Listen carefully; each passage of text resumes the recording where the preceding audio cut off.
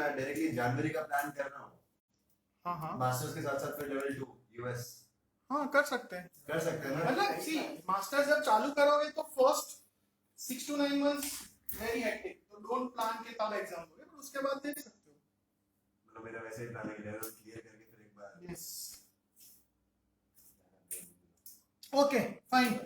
सी portfolio की book हाथ में लो और 22 से 23 में कोई फर्क नहीं है, ठीक है। कितने चैप्टर दिख रहे हैं पोर्टफोलियो में? 1 2 3 4 5 6 7 8 8 दिख रहे। There are 8 chapters, ठीक है। तो ये जो 8 चैप्टर्स है उसमें 6 chapters 6 out of 8 they are purely descriptive and theory, ठीक है। जो थोड़ा प्रैक्टिकल है जिसमें थोड़ा कैलकुलेशन आएगा वो सेकंड और थर्ड है, मतलब risk and return part 1 part 2, इसमें थोड़ा कैलकुलेशन वगैरह आएगा, बट वेरी इंटरेस्टिंग।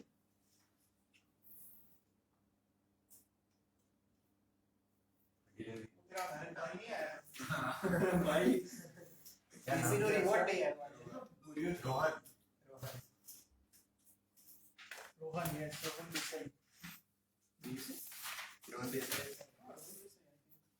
मेरे को नाम याद आया तो समझ नहीं आ रहा, नाम भी याद आ गया। चलो वो बढ़ने वाला है। तो we are starting with chapter 1 portfolio management and overview, right. और काफी इंटरेस्टिंग है, ठीक है। और अपने सीएफए कर रहे हैं तो ऐसा हो सकता है कि this might be a very large part of your job. जिन लोगों को एसेट मैनेजमेंट में जाना है, राइट, तो उनके लिए ये काफी प्रैक्टिकली रेलेवेंट होगा। आज हम ट्राई करेंगे कि फर्स्ट चैप्टर खत्म करेंगे ओवरव्यू वाला, और फिर जो फोर्थ चैप्टर है basics of planning and portfolio planning and construction, वो भी आई थिंक हम कर पाएंगे, ठीक है। Fine. So first step portfolio management and overview. So the chapter starts with something known as portfolio perspective.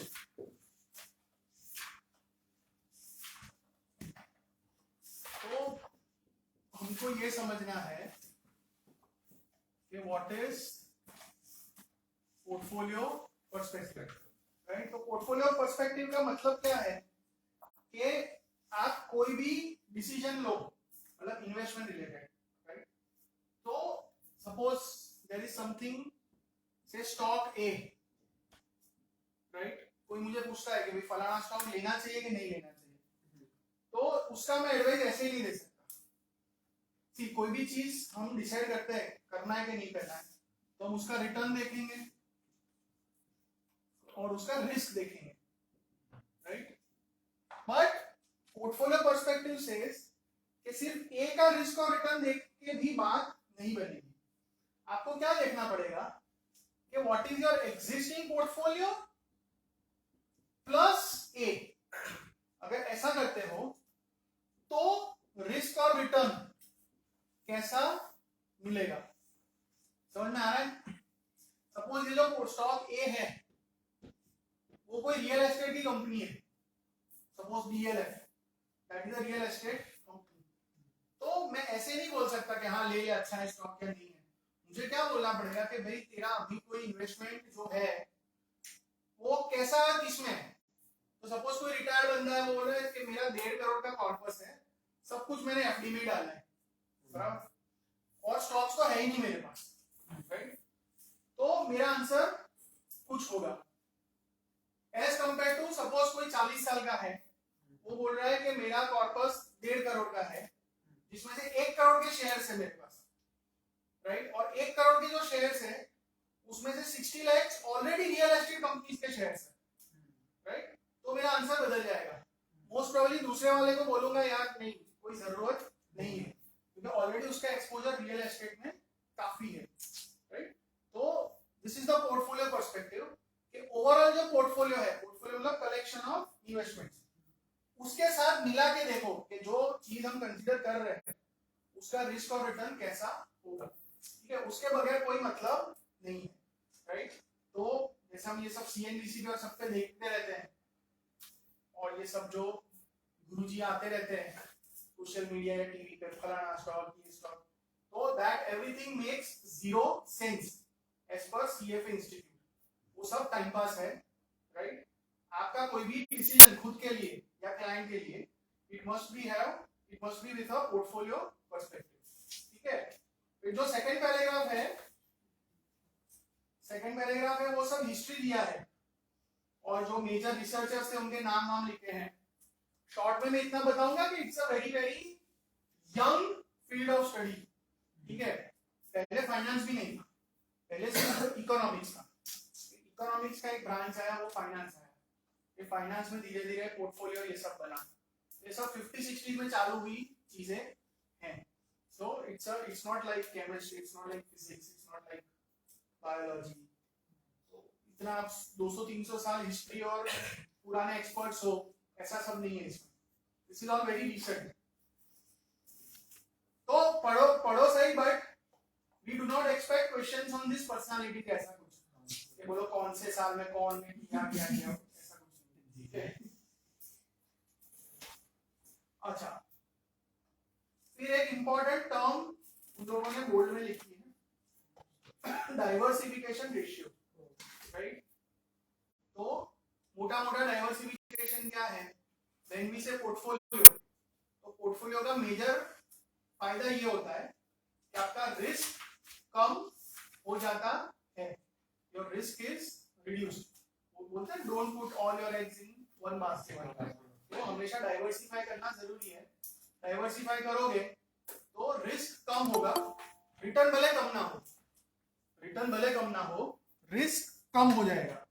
तो उससे क्या है कि नेट आपको फायदा होगा, net you will get an advantage. और उसका ये रेशियो है, वो पैराग्राफ पढ़ो, मैं समझाता हूं।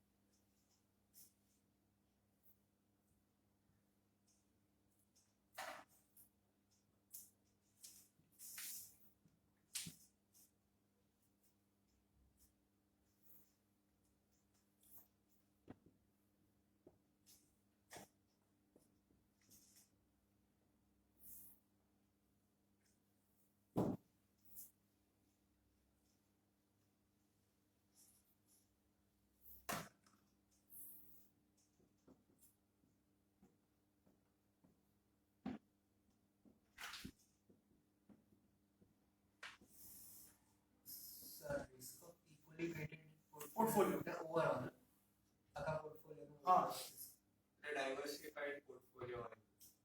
मैं इसमें एग्जांपल लेके समझाता हूं।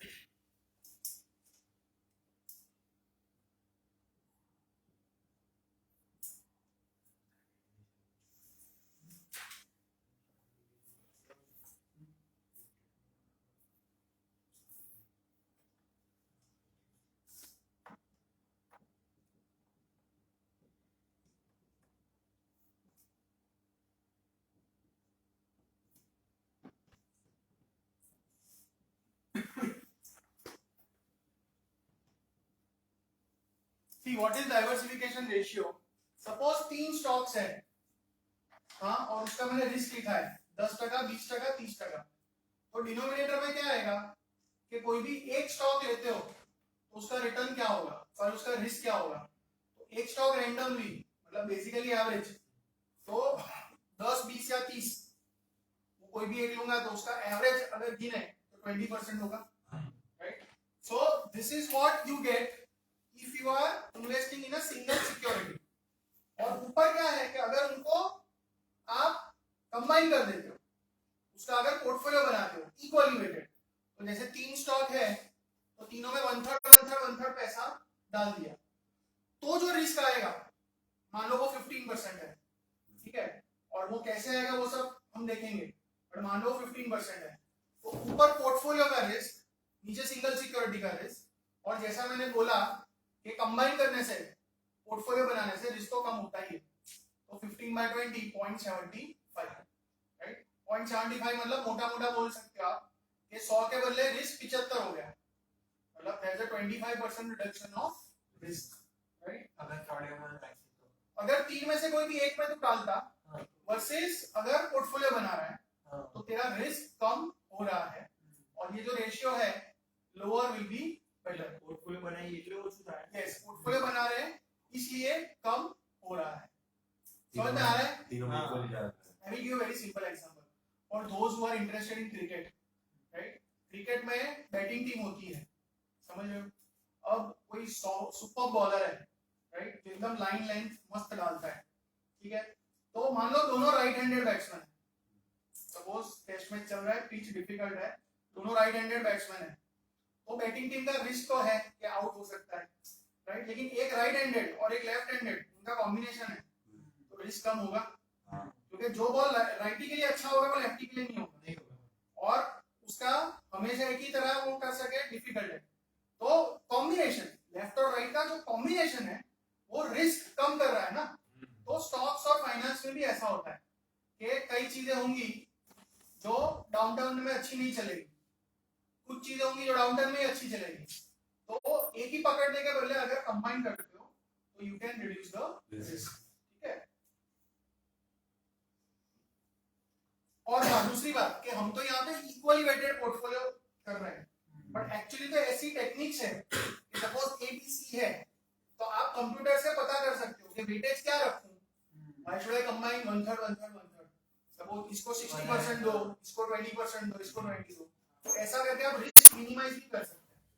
उसकी तो ये बात ही नहीं कर रहा है डाइवर्सिफिकेशन रेशियो वेट्स का, राइट, ये तो हम सिंपल इक्वल वेटेड ले रहे हैं, एक्चुअली तो इससे भी कम हम रिस्क कर सकते हैं, ठीक है।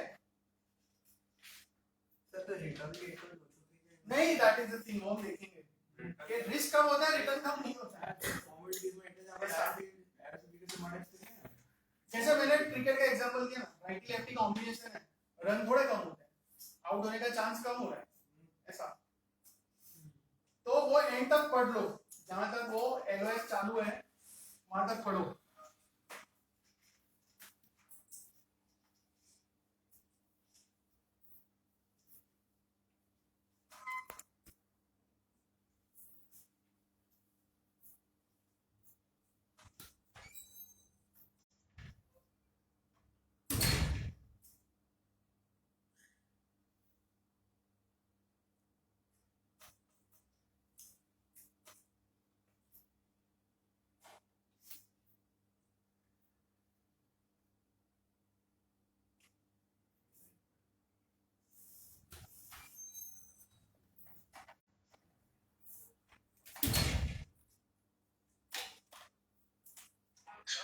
यस સર 15% રિટર્ન છે ને રિસ્ક છે ભાઈ, આ બધા રિસ્ક છે। ઓકે हाँ सर रिस्क का मतलब एक बार हाँ, चलो वो भी बोलते हैं। सी रिस्क का मतलब there are different ways of measuring risk, right. Suppose मैं कोई स्टॉक में पैसा डालूं, मैं 100 रुपए में खरीदता हूँ स्टॉक, तो यूजुअली हमारे लिए रिस्क क्या है कि 100 से कम हो जाएगा, that is risk. Standard deviation हम बोलते हैं, हाँ रिटर्न का स्टैंडर्ड डेविएशन हाँ, वी कॉल हाँ। It risk. हाँ, बट आप तो मतलब थोड़ा डिटेल में जा रहे हो, बट मतलब सिंपल, अभी अगर स्टैंडर्ड डेविएशन भी ना बोले तो जो वेरिएबिलिटी है ना, सी सपोज 1 साल 2 साल 3 साल 3 साल का एफडी करता हूं और एफडी बोलता है 7% रिटर्न, तो पहले साल भी 7%, दूसरे साल भी 7%, तीसरे साल भी 7%, इसका जो ग्राफ है वो फ्लैट है, there is no variation, so there is no risk, right. जबकि स्टॉक मार्केट में करता हूं तो first year, second year, third year, right, इसमें तो कभी नेगेटिव हो सकता है, कभी बहुत पॉजिटिव होगा, कभी कुछ और होगा, राइट। तो ये जो वेरिएशन है, जो इसका भी एवरेज तो 7% निकल सकता है, बट एवरेज के आजू बाजू कितना वो घूमता है, कितना डेविएशन होता है, कितना फ्लक्चुएशन होता है, that is risk. We can say range is one measure of risk, बोल सकते हैं ऐसा। बट बेसिकली अभी के लिए इतना समझो कि जो एवरेज रिटर्न है उसके आजू बाजू कितना फ्लक्चुएशन होगा, राइट। और उसमें जो लास्ट पैराग्राफ है वो हमेशा ध्यान रखना कि डाइवर्सिफिकेशन का फायदा है, फायदा मिलेगा आपको, बट कब मिलेगा? When they are operating normally, when financial markets are operating normally, right. Diversification provides less reduction of risk during market turmoil, such as turmoil मतलब अफरा तफरी, बहुत ऊपर नीचे हो गया है, जैसे 2008 फिर 2020 मार्च जब कोविड निकला था, राइट। फिर अपने लोकल मार्केट्स में जैसे अभी अदानी का फियास्को हुआ, राइट। तो जब बहुत ज्यादा वॉलेटिलिटी है, बहुत ज्यादा मूवमेंट है, तो आपको अच्छे रिजल्ट्स नहीं मिलेंगे। But as common investors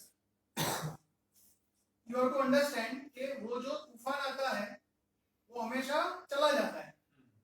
your job is to survive that period, right?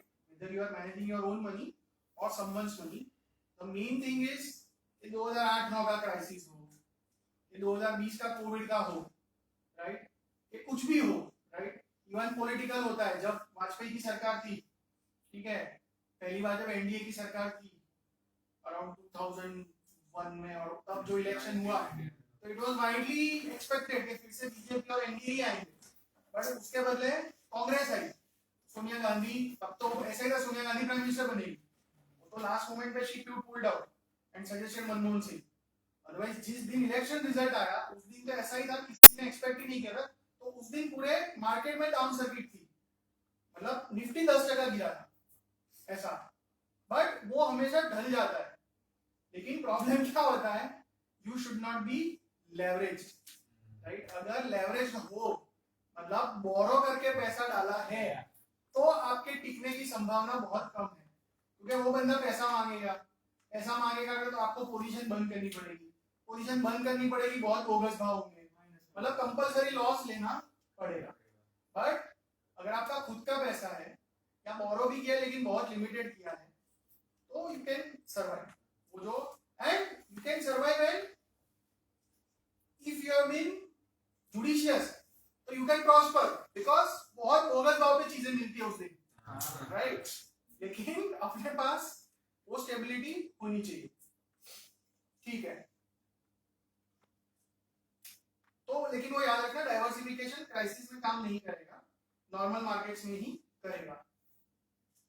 अच्छा, now steps in the portfolio management process. तो सबसे पहला है प्लानिंग स्टेप। तो प्लानिंग स्टेप में क्या करेंगे कि इन्वेस्टर का risk tolerance, return objective, time horizon, tax exposure, liquidity needs, income needs, unique circumstances, और ये नेक्स्ट चैप्टर में सब कुछ आएगा फिर से। तो ये सारा स्टडी करना है।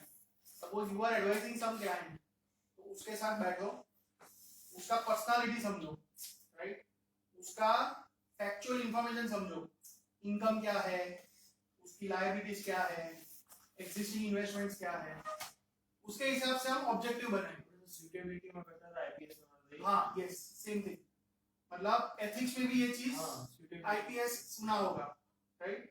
तो इन्वेस्टर के साथ बैठ के पहले ऑब्जेक्टिव नक्की करो कि रिस्क और रिटर्न कितना, और फिर सब्जेक्ट टू कंस्ट्रेंट्स, ये जो लिखा है ना रिटर्न ऑब्जेक्टिव्स के बाद जितना भी लिखा है, टाइम होराइजन, कितना टाइम वो रख सकता है इन्वेस्टमेंट, फिर उसका टैक्स का क्या है, लिक्विडिटी नीड कैसा है, मतलब कितनी जल्दी कैश में कन्वर्ट करना पड़ेगा, राइट। इनकम नीड्स कैसा है, मतलब पीरियोडिक विड्रॉल करना पड़ेगा कि नहीं करना पड़ेगा, और दूसरे यूनिक सर्कमस्टेंसेस होते हैं, हर एक के प्रेफरेंस होते हैं, राइट। जैसे कोई पक्का मुस्लिम है तो बोले शरिया कंप्लायंट चाहिए, मुस्लिम्स में you can not give for interest, you can not lend money for interest, you should not buy stocks of alcohol company, ऐसा राइट। अपने मनन सर है वो आईपीओ आता है तो जैसे वो बर्गर किंग का था तो नॉनवेज फूड में है तो उसका आईपीओ नहीं भरेंगे, तो ऐसा सब हो सकता है, ये सब यूनिक में आएगा, ठीक है।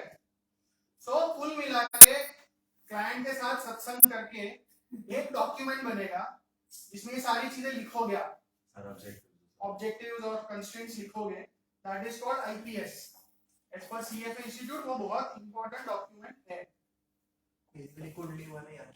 हाँ उसमें सब नक्की करोगे, इवन आप फीस कितनी चार्ज करने वाले हो, रिव्यू कितना होगा, बेंचमार्क क्या रखोगे, everything should be described in that document, ठीक है।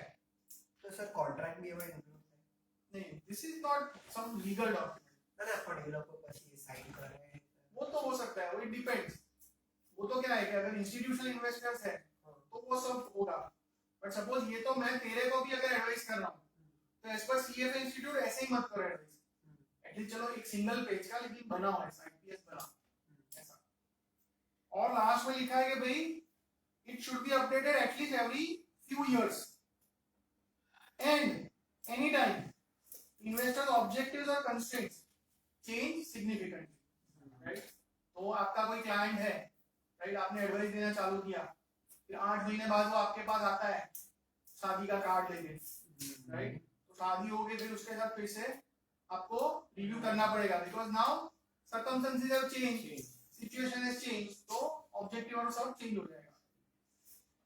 फिर एग्जीक्यूशन, राइट, तो एग्जीक्यूशन में क्या होता है कि चलो हमने क्लाइंट के लिए नक्की कर दिया कि we want say return of 12% and risk is moderate, suppose ये नक्की कर दिया, सब्जेक्ट टू टाइम कितना, लिक्विडिटी, ये सब वो सब लिख दिया, बराबर। फिर एग्जीक्यूशन में क्या होगा कि अभी ये जो हमने नक्की करा है रिटर्न और रिस्क वो मेरे को डिलीवर करना है, तो नेक्स्ट जो स्टेप आता है ना यूजुअली एग्जीक्यूशन में उसको क्या बोलते हैं, एसेट एलोकेशन, उसको क्या बोलते हैं, एसेट एलोकेशन। तो उसके लिए आपको जो करना पड़ेगा that is called top down analysis. Top down analysis मतलब वर्ल्ड इकोनॉमी से चालू करो, फिर कंट्री की इकोनॉमी देखो, अलग अलग इंडस्ट्रियल सेक्टर का देखो, और उसके हिसाब से नक्की करो कि एसेट क्लास मतलब क्या, कि भाई स्टॉक्स, कौन सा स्टॉक नहीं, पूरा स्टॉक मार्केट कितना रिटर्न देगा, बॉन्ड्स, सपोज गवर्नमेंट बॉन्ड्स कितना रिटर्न देंगे, कॉर्पोरेट बॉन्ड्स, कंपनी के बॉन्ड्स कितना रिटर्न देंगे, real estate, not a particular property, on an average real estate में कितना रिटर्न मिलेगा, गोल्ड कितना रिटर्न मिलेगा, ऐसे जो मेन एसेट क्लासेस है, जो मेन एसेट क्लासेस है उसका रिटर्न और रिस्क नक्की करो, राइट, और फिर उसका जो बेस्ट पॉसिबल कॉम्बिनेशन है जो ये हमको करके देगा वो आप डिसाइड करो, ठीक है। सो this is your top down analysis, और वो नक्की करा आपने कि एंड रिजल्ट क्या आएगा कि ठीक है ये भाई साहब के लिए 50% स्टॉक्स में डालेंगे, 30% गवर्नमेंट बॉन्ड्स में डालेंगे और 20% रियल एस्टेट में डालेंगे, तो वो जो नक्की हुआ that is called asset allocation, this is known as asset allocation, ठीक है। और वो करने के बाद एसेट एलोकेशन एक बार हो गया, तो एसेट एलोकेशन करने के लिए कौन सा एनालिसिस चाहिए, टॉप डाउन, मतलब you can say top down is compulsory for a portfolio manager, top down analysis तो करना ही पड़ेगा, राइट। इसलिए मैं बोलता हूँ न्यूज़ पढ़ा करो, जो फाइनेंशियल न्यूज़ है, राइट, कि अभी फेड ने 25 पैसा बढ़ाया रेट्स, फिर इन्फ्लेशन का रिपोर्ट वहां पे काफी गंदा आया है, राइट, इंडिया में भी अभी 25 पैसा बढ़ा, राइट, अभी वहां पे बोल रहे हैं कि और 75% 0.75% बढ़ सकता है, तो उसके यार इंडिया में क्या होगा, राइट, मतलब जो मैक्रो इकोनॉमिक एनवायरनमेंट है ना वो समझना बहुत जरूरी है, राइट। तो दिस इज टॉप डाउन। फिर एक बार नक्की हो गया, सी सपोज स्टॉक्स में 50% डालेंगे, तो फिर दो अप्रोच दे सकते हैं, एक होता है पैसिव और एक होता है एक्टिव। पैसिव मतलब क्या कि पर्टिकुलर एसेट क्लास जो है ना उसमें बेंचमार्क पकड़ लो। सपोज स्टॉक मार्केट है तो इंडिया में स्टॉक मार्केट का बेंचमार्क मतलब निफ्टी एक इंडेक्स है। तो आप ऐसा कर सकते हो कि सपोज 1 करोड़ का पोर्टफोलियो है, 1 करोड़ का 50% 50 लाख, 50 लाख आप सिंपली निफ्टी में डाल दो। मतलब ऐसा म्यूचुअल फंड जो निफ्टी को कॉपी करेगा और उसको ETF भी बोलते हैं अभी, तो उसमें भी डाल सकते हो। मतलब जो निफ्टी का रिटर्न होगा वही तुम्हारा रिटर्न होगा। This is passive, this is passive. दूसरा अप्रोच क्या हो सकता है? एक्टिव। दूसरा क्या होता है? एक्टिव। एक्टिव मतलब कि 1 करोड़ में से 50% तो 50 लाख डालने हैं, बट फिर मैनेजर ट्राई करेगा कि ऐसा नहीं कि निफ्टी बोले हम उससे ज्यादा रिटर्न ला सकते हैं, तो यू आइडेंटिफाई स्टॉक्स कि कौन सी कंपनी अच्छी है, balance sheet, profit and loss, expansion, products क्या है क्या नहीं, राइट? जो टिपिकली हम इक्विटी रिसर्च बोलते हैं। इक्विटी का कोई भी रिसर्च मतलब कंपनी स्पेसिफिक, समझ रहे हो?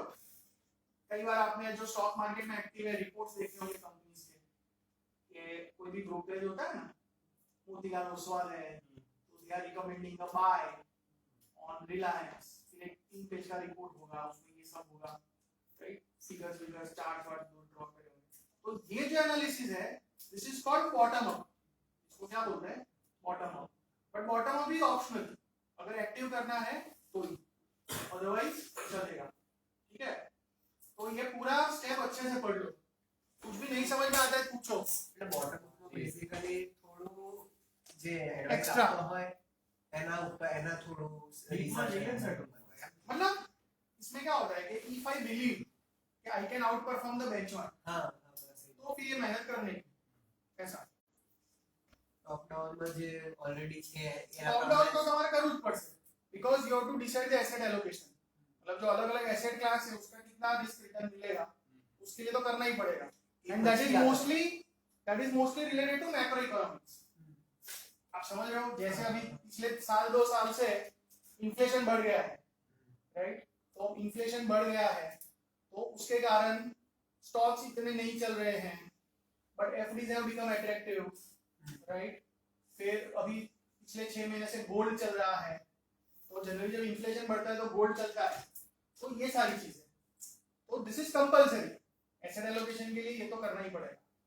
એટલે ટોપ ડાઉન કરીને પછી બોટમ यस, पहले तो टॉप डाउन ही करना है, फिर जरूर है तो बॉटम अप।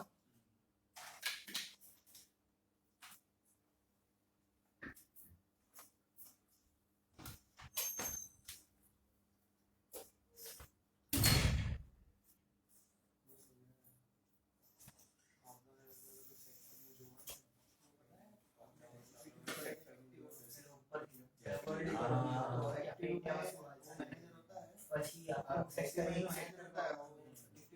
પછી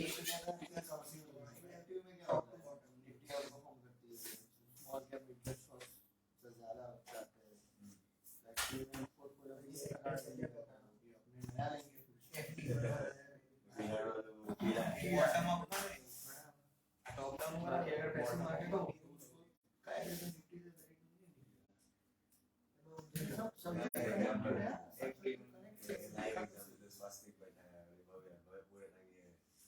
पढ़ता रहेगा यूपीएससी में। पढ़ो पढ़ो पढ़ा। Yes sir.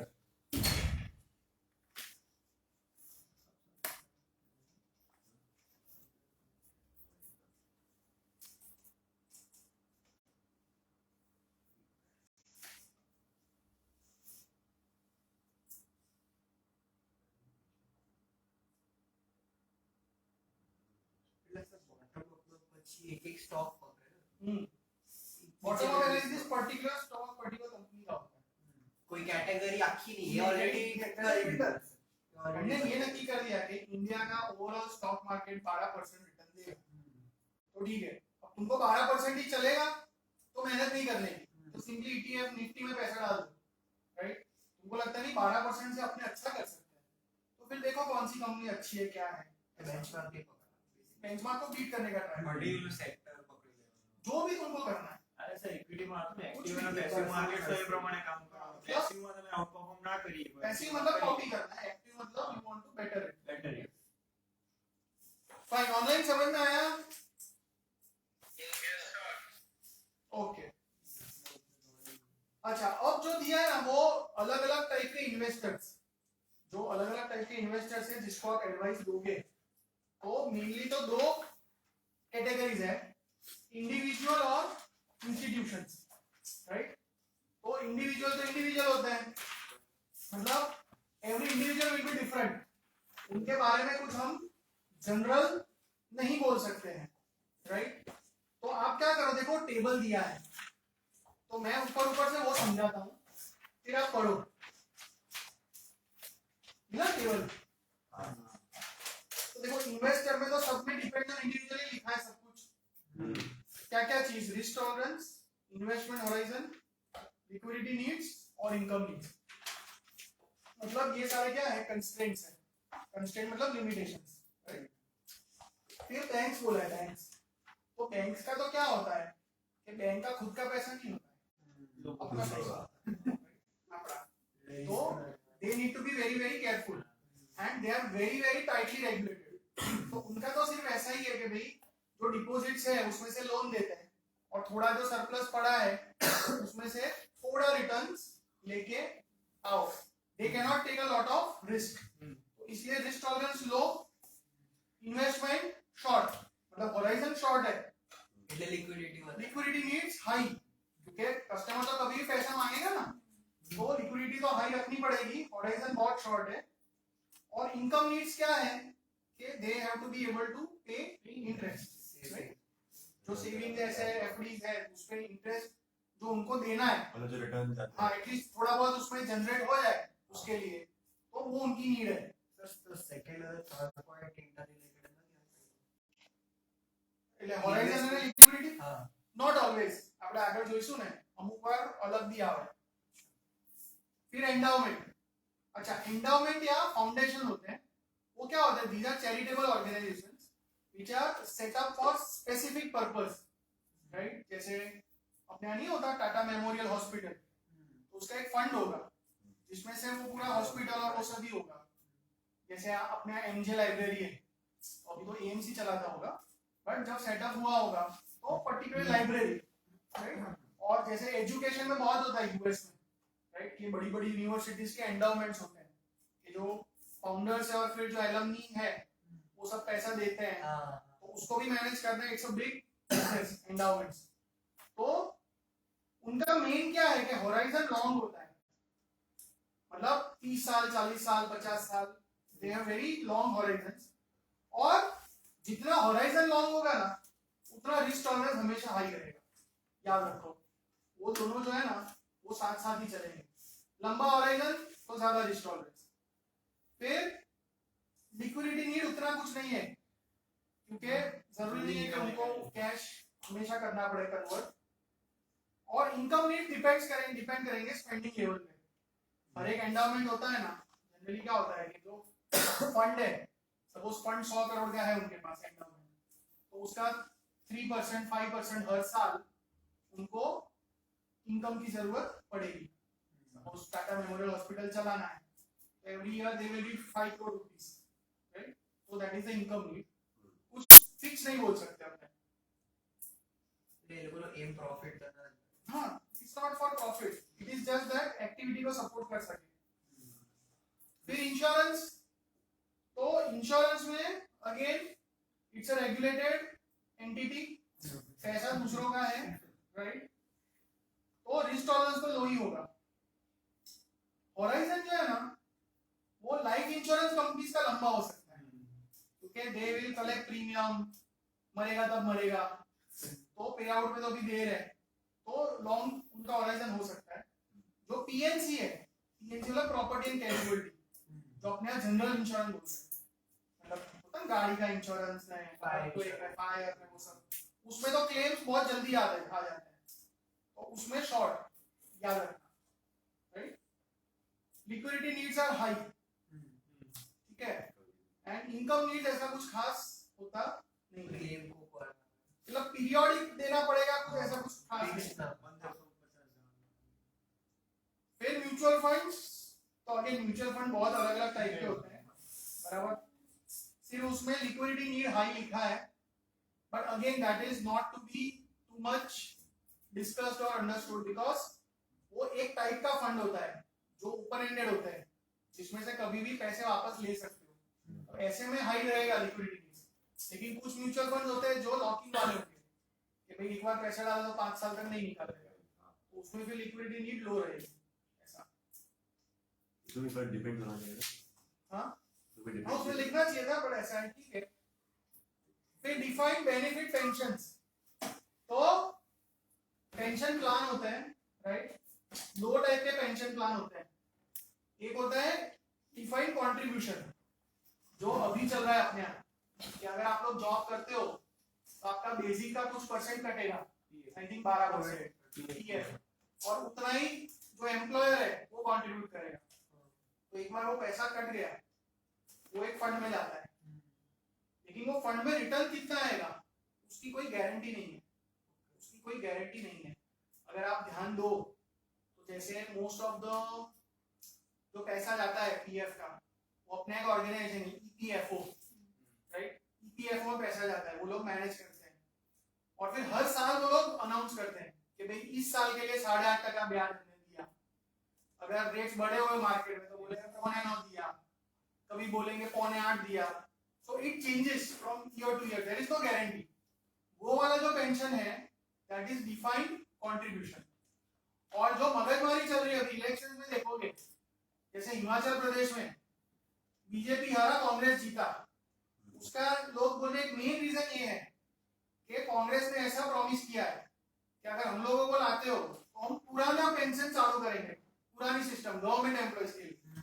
तो पुरानी सिस्टम क्या थी कि जब तुम रिटायर होते हो, सपोज 60 साल पर रिटायर हुए, तब तुम्हारी सैलरी क्या है उसका कुछ मल्टीपल, मतलब ऐसा फॉर्मूला होगा, उतना तुमको मिलेगा ही मिलेगा। बात समझ रहे हो? मतलब उसमें जो रिस्क है ना वो एम्प्लॉय का नहीं है, वो एम्प्लॉयर का है, राइट। कि फंड ने चाहे जैसा ही मैनेज किया, रिटर्न मिला ना मिला, लेकिन जो भी शॉर्टफॉल है वो एम्प्लॉयर को पूरा करना पड़ेगा। तो वो बहुत ट्रिकी होता है। तो इंडिया में तो वो चीज लगभग बंद हो चुकी है जो पुराने गवर्नमेंट स्कीम्स में, मतलब गवर्नमेंट सर्वेंट्स को मिलता था। अभी भी कांग्रेस जहाँ पे है ऐसा बोल रही है कि हम लोग वापस लाएंगे because it is desperate to come back to power, right. तो राजस्थान में अभी है उनकी सरकार, उन्होंने बोला है हम लोग करेंगे, बट कांग्रेस की सरकार ने ही इसको दूर किया था, ठीक है। और चिदम्बरम जब फाइनेंस मिनिस्टर थे तभी दूर किया था, because you can not have those resources, right. वो बहुत महंगा है सरकार के लिए।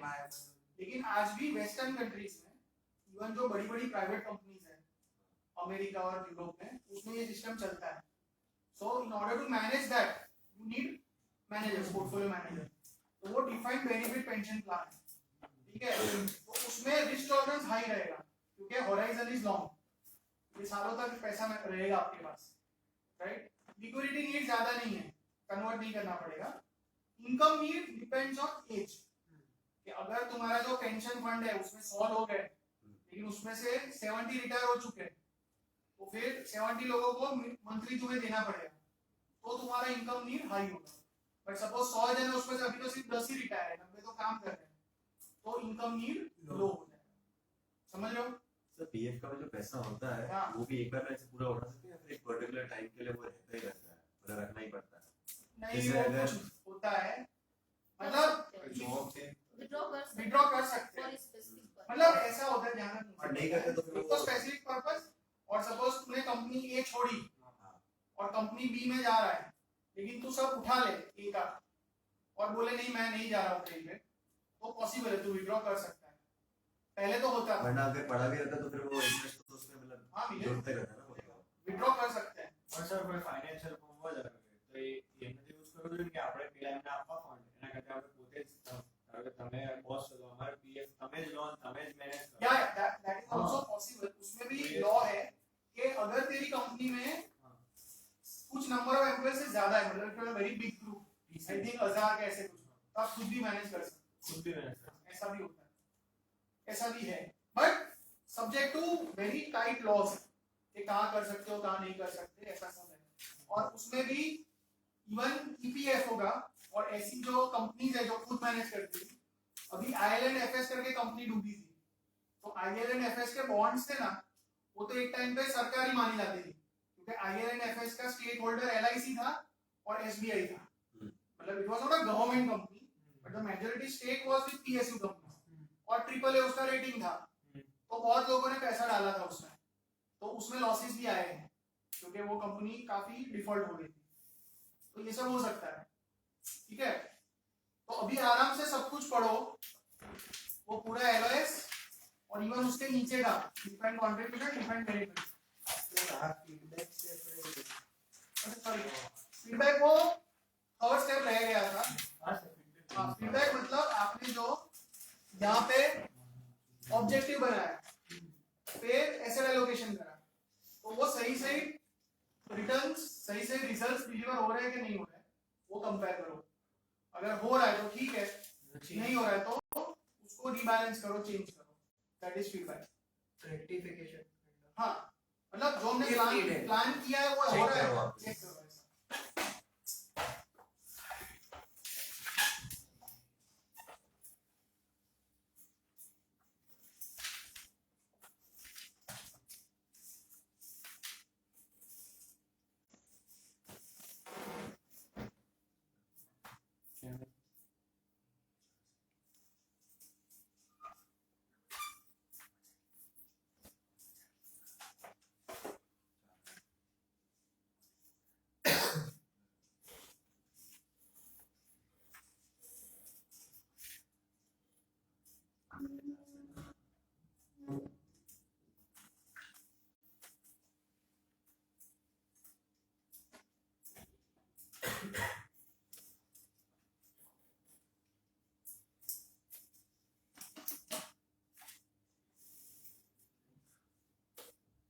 સર ફાઉન્ડેશન અને એન્ડાઉમેન્ટનો ફરક શું?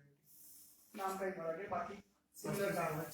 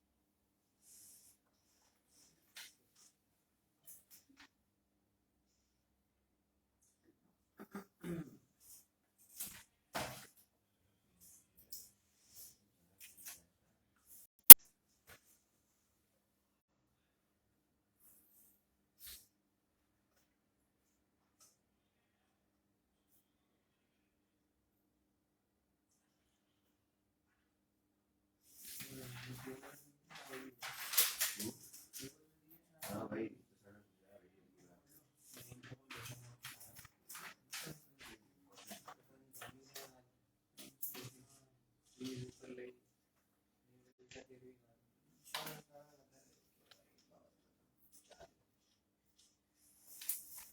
अरुण क्यों नहीं आया? ये बात नहीं हो रही है। बात होती है, उसने रात को बोला कि उनको याद नहीं। हाँ डिवाइड एक्सीडेंट के गया निकाल दिया। प्लास्टिक का कोई बहाना था।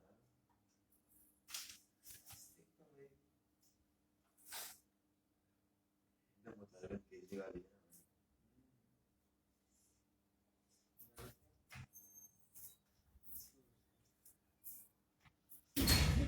और देखो ये सब ध्यान से पढ़ना है, अभी जो एग्जाम्स निकल रहे हैं, मतलब पहले से सीए में ऐसा ही था, बट जब से ऑनलाइन एग्जाम्स हुए, जैसे अभी जो मुझे फीडबैक मिल रहा है, आज सुबह किसी से बात हुई, एग्जाम्स चल रही है अभी, तो 180 में से बोले 26 क्वेश्चंस प्रैक्टिकल थे, मतलब 15% कैलकुलेटिव कैलकुलेटर, और बोले वो 26 में से भी 16-17 में ही कैलकुलेटर की जरूरत पड़ी, तो बाकी के सारे जो है 85% क्वेश्चन वो थियरी बेस्ड डिस्क्रिप्टिव ऐसा ही आएगा, conceptual. और वो गुजराती में आप बोले ना खूणे खांचरे दी बुक से, you have to be very very thorough, right? See कुछ ऐसा होगा कि बहुत ज्यादा डिटेल्स है, खूणा खांचरा डज नॉट मीन के 60s में शार्प रेशियो बना, 70s में वो बना, राइट?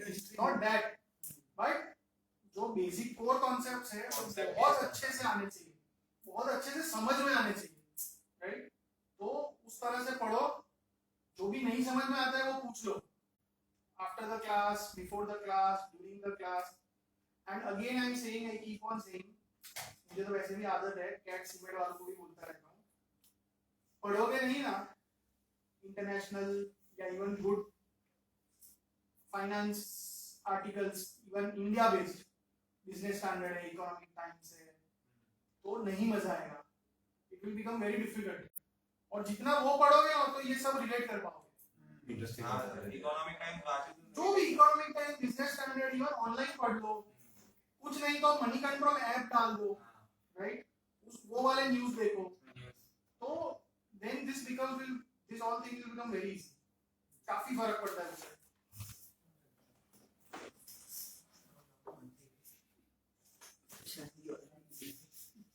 पूरा पढ़ो डिफाइन बेनिफिट तक, एक स्क्रीनशॉट्स करेंगे सर, हाँ स्क्रीनशॉट, हाँ सारू समझाने सॉरी, Sovereign wealth fund. हाँ सोवरेन वेल्थ फंड्स, करेक्ट, तो वो टेबल में नहीं दिया है, बट सोवरेन वेल्थ फंड होते हैं, क्या होता है कि कुछ सरकार है, कुछ कंट्रीज है जिनके पास एक्स्ट्रा पैसा होता है, right?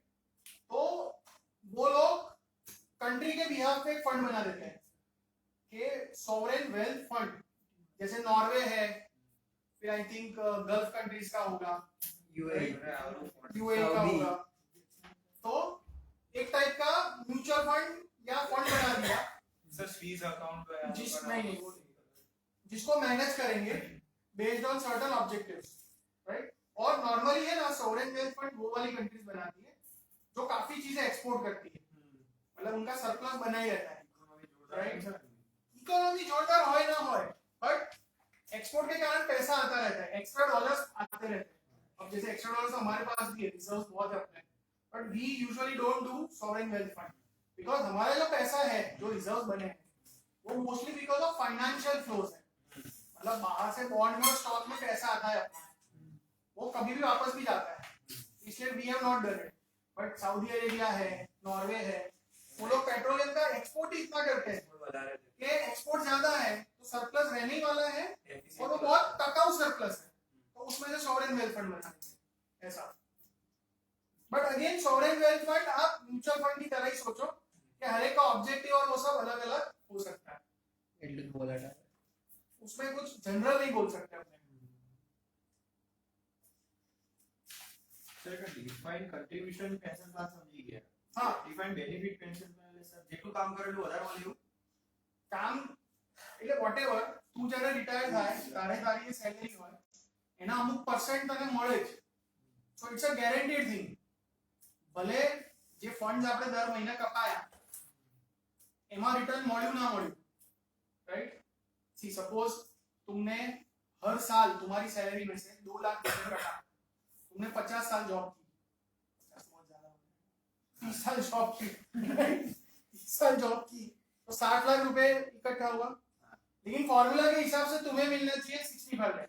I make a very simple example, तो 5 लाख का जो शॉर्टफॉल है वो कंपनी भुगतेगी, ऐसा ये benefit sir, that is defined benefit, એના સર બીજી કઈ હતી डिफाइंड कंट्रीब्यूशन એ તો કે એમાં 60 લાખ છે હવે જે થાય હોય એનું મળે રાખે એ એને મળે।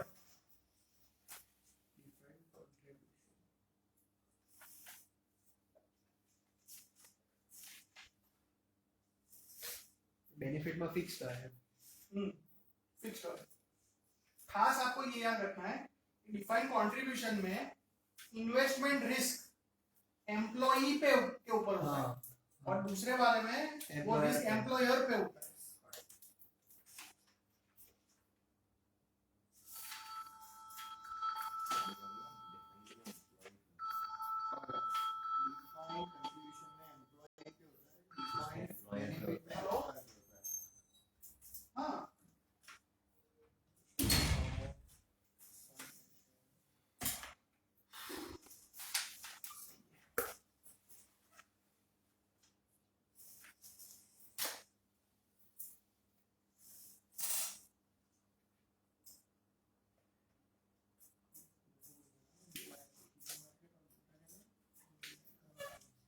मार्केट उसका ही एक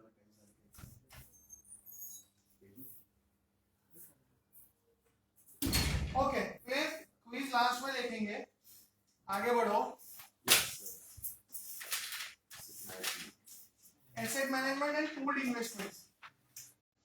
So again, mostly these are definitions।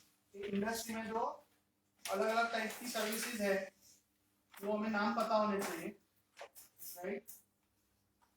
So the asset management industry comprises firms that manage investments for clients.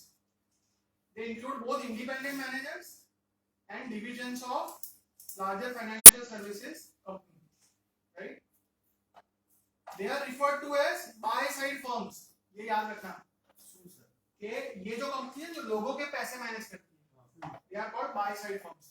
तो ये जैसे सारे म्यूचुअल फंड है, right?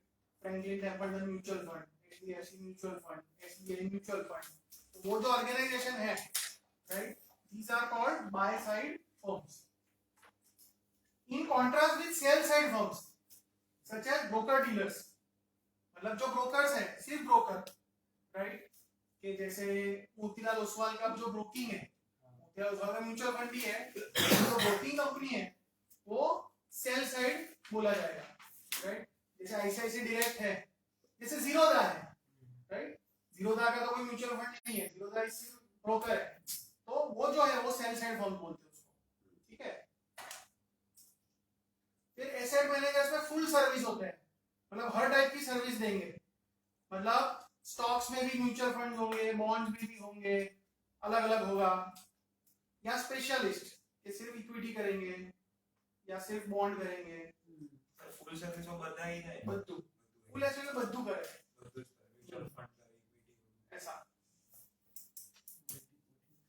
Multi boutique firm is a holding company that includes number of different specialist asset managers. तो suppose 3-4 अलग अलग specialist managers है, companies है, लेकिन उसका होल्डिंग कंपनी कॉमन है, तो उसको बोलते हैं multi boutique firm. Holding company मतलब सबका पेरेंट एक होगा, राइट? मोतीलाल ओसवाल, हाँ, जैसे टाटा ग्रुप है, तो Tata Sons is the holding company, TCS के शेयर्स टाटा सन्स के पास, टाटा मोटर्स के शेयर टाटा सन्स के पास, सबके शेयर होल्डिंग होगा होल्डिंग कंपनी। કોંગ્લોમરેટ જેવું मतलब कॉन्ग्लोमरेट हो सकता है, कॉन्ग्लोमरेट इसको बोलते हैं जब बिजनेस अलग अलग हो, तो टाटा के केस में है ऐसा अलग। अच्छा, then again what I told you कि जो एसेट मैनेजमेंट होता है उसमें एक्टिव वर्सेस पैसिव, राइट? सिर्फ बेंचमार्क को कॉपी करेंगे तो दैट इज पैसिव, लेकिन अगर खुद का दिमाग लगाएंगे तो दैट इज एक्टिव, राइट? और वर्ल्ड ओवर ट्रेंड है कि there is lot of movement from active to passive, because क्या होता है, आप लोग इक्विटी में पढ़ोगे कि धीरे धीरे मार्केट्स एफिशिएंट होते हैं, राइट? मतलब मार्केट में इंफॉर्मेशन और वो सब एकदम तुरंत एब्जॉर्ब होने लगता है, तो जब एफिशिएंट हो जाता है ना तो उसको आउट परफॉर्म करने का चांस बहुत कम होता है। अब जैसे मैं बोलूं कि निफ्टी है, निफ्टी में 50 स्टॉक है, सपोज मेरा क्लाइंट बोलता है कि नितिन भाई आप मेरा पोर्टफोलियो मैनेज करो, लेकिन निफ्टी के जो 50 स्टॉक है ना उसमें ही पैसा डाल देगा, बराबर? तो it will be very difficult for me to consistently give returns which are above Nifty, क्योंकि निफ्टी में जो स्टॉक होंगे बड़े बड़े, रिलायंस, टीसीएस, इंफोसिस, तो उसके बारे में मैं ऐसी क्या जानकारी लाऊंगा कि जो इंस्टीट्यूशनल इन्वेस्टर्स के पास नहीं है। ये सब ऐसी कंपनी है जिसमें बड़े बड़े हाथी ने इन्वेस्ट करा है, समझ रहे हो? तो उन्होंने तो कितना एनालिसिस करा होगा, तो उसके सामने मैं तो कहां से करूंगा? तो वो एफिशिएंट है, मार्केट का एक एफिशिएंट पार्ट है, तो उसमें ज्यादा पैसे ही चलेगा, at least when you take a long term view. 1 आध साल 2 साल हो सकता है, पर अगर 10 साल का परफॉर्म देखोगे ना, और ऐसा ही है, तो active will do even worse than benchmark, क्योंकि उसमें फीस लगती है ना, तो जो एफिशिएंट चीज है उसमें पैसिव करना चाहिए। हाँ, क्लाइंट ऐसा बोलता है कि नितिन भाई आप एक काम करो कि कोई भी 50 कंपनी लो, ऐसा नहीं कि निफ्टी की, छोटी कंपनी भी ले सकते हो, तो उसमें फिर एक्टिव कर सकते हैं, क्योंकि ऐसी कंपनी होती है कि जो इंस्टीट्यूशनल इन्वेस्टर्स ने ध्यान ना दिया, बहुत छोटी है, तो उसमें मेरा कुछ एडवांटेज हो सकता है, तो ऐसे डिसीजन होता है। और तीसरा लिखा है स्मार्ट बीटा, तो ये भी नया चला है, इंडिया में भी आ रहा है। Smart beta it is somewhere a combination of active and passive. मतलब ये लोग क्या करेंगे, ये बेंचमार्क तो लेंगे लेकिन उसमें थोड़े रूल्स बना देंगे। अब सपोज निफ्टी है तो निफ्टी की 50 कंपनी में डालने का, लेकिन सपोज ऐसा रूल है कि हर 6 महीने देखो या हर क्वार्टर देखो कि जिसका डिविडेंड यील्ड हाईएस्ट है, जो सबसे ज्यादा डिविडेंड देती है ना, उस हिसाब से आपको वेटेज देने का। समझ में आ रहा है? निफ्टी में तो वेटेज अलग होगा, लेकिन मैं बोल रहा हूँ तुम स्टॉक्स 50 वही रखो, वेटेज चेंज कर दो। स्टाइल चेंज कर हाँ, वेटेज कैसे करोगे? डिविडेंड के हिसाब से। तो इस टाइप के रूल्स वाले फंड्स भी आ रहे हैं, these are called smart beta. ठीक है? रूल्स स्मार्ट बीटा का डिविडेंड प्योर हाँ, रूल्स, कोई भी rules. Example This is only an example. सारू परफॉर्म कर रहा है स्मार्ट बीटा है, बहुत सही हो गया। अच्छा है, अभी मतलब बढ़ रहा है वो market। प्रैक्टिकल है। हां, फिर लिखा है उसके नीचे वही passive is 1/5 of AUM, assets under 20% है।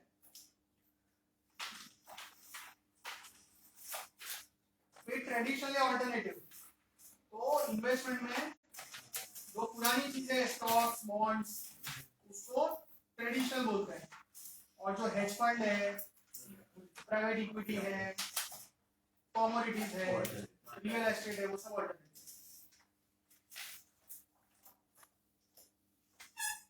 तो वो पूरा पढ़ो, ट्रेंड्स तक पढ़ लो, 3 बुलेट्स दिए हैं।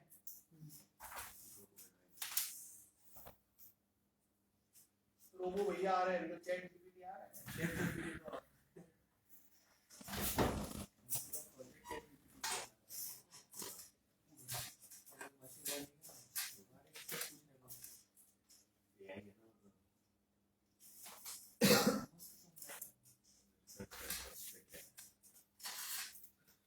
चैट जीपीटी तो ये डिजिटल का टॉपिक भी तो ले सकता हूँ मैं। चैट जीपीटी को बोलो। वो सर भी मेरा मिल जाएगा।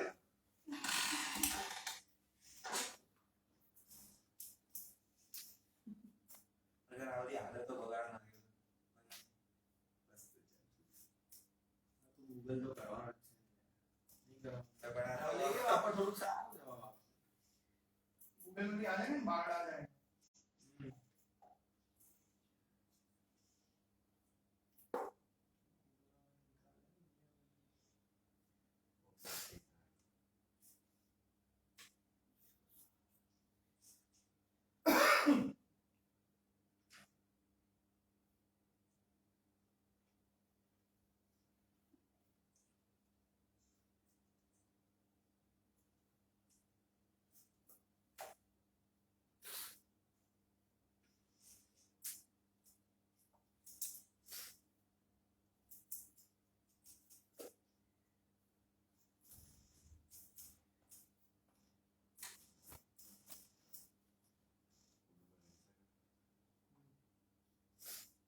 सर रोबो एडवाइजर का कोई एग्जांपल? नहीं, रोबो एडवाइजर मतलब, और आई थिंक होगा, अभी तुम जाओगे ना किसी साइट्स पे, मुठिया उस्वाल पे आए, एफएल वेल्थ पे, तो वो नहीं पूछते रहते, वो चैट का बॉक्स शुरू हो जाता है। हां माय नेम इज ये, कैन आई हेल्प यू, ये क्वेश्चन पूछेंगे कि बोलो कितने साल के हो, पर्सनल असिस्टेंट हाँ, कितना इनकम है मंथली, कितने मेंबर्स हैं, तो उसके बेसिस पे आपको कोई पोर्टफोलियो सजेस्ट कर देंगे, ऐसा। जरूर बादाम देगी फ्लिपकार्ट अमेज़न बादाम देगी। हाँ, sometimes I find it very irritating, ऐसी वेबसाइट खोलो रे वो आ जाएगा, मुझे तो कैसे पॉपअप आई जैसे पॉपअप आ जाएगा। और कभी कभी क्या होता है, मोबाइल पे करते हैं ना, तो वो काम पे उसका कैंसिल का बटन है, हाँ, वो वो तो अपने कोई काम में होते हैं, कुछ करना होता है, वो जाकर ये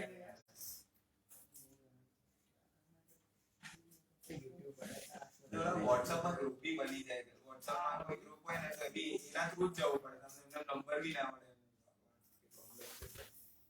पढ़ा। But इसमें last line का क्या मतलब है? They have also lowered the barriers to entry. एक मिनट, अच्छा मतलब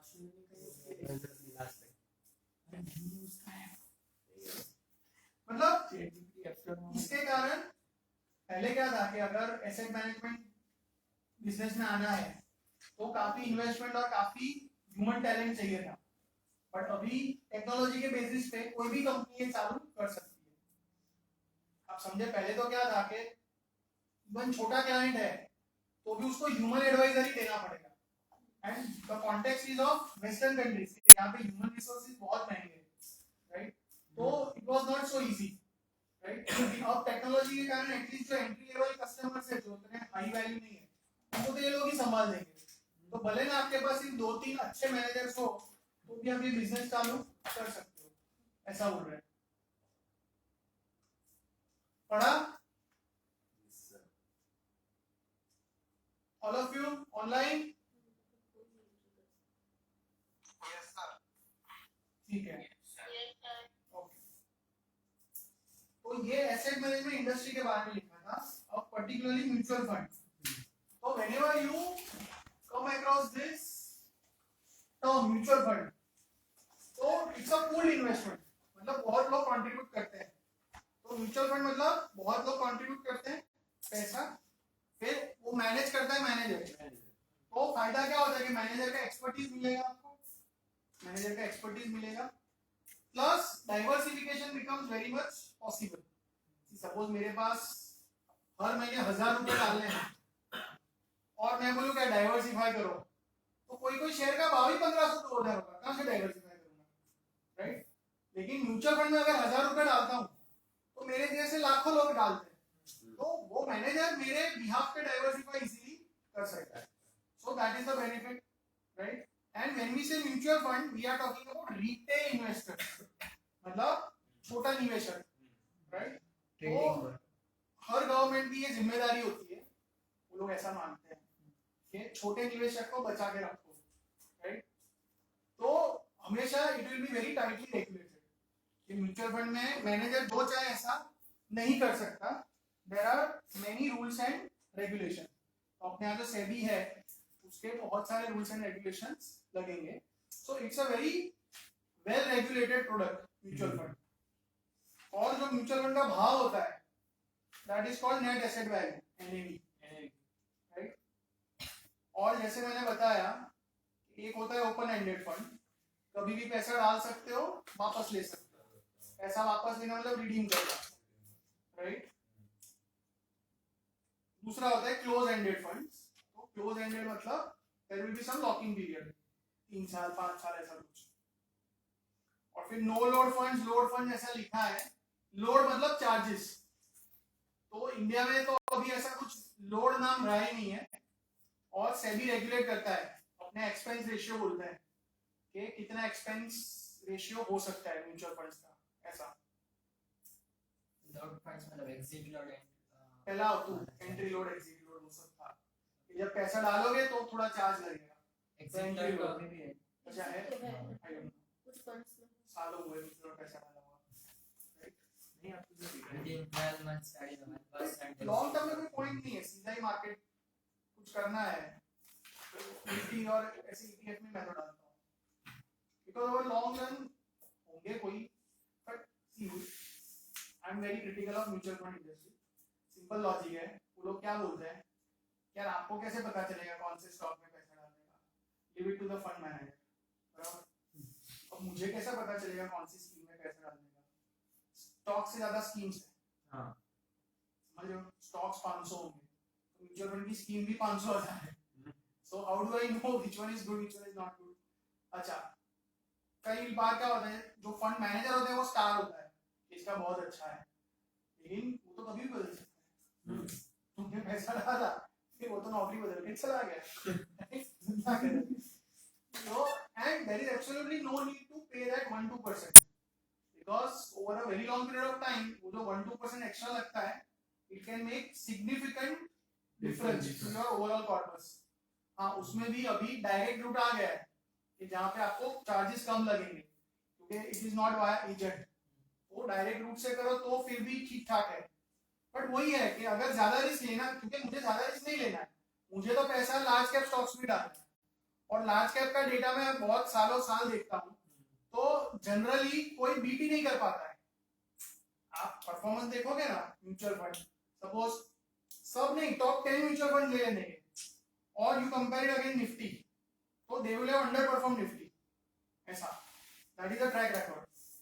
तो मैं तो इसलिए कि अगर रिस्क नहीं लेना है तो सीधा निफ्टी में पैसा डालता हूँ, निफ्टी ETF सीधा अपने डीमैट अकाउंट में जमा करते हैं।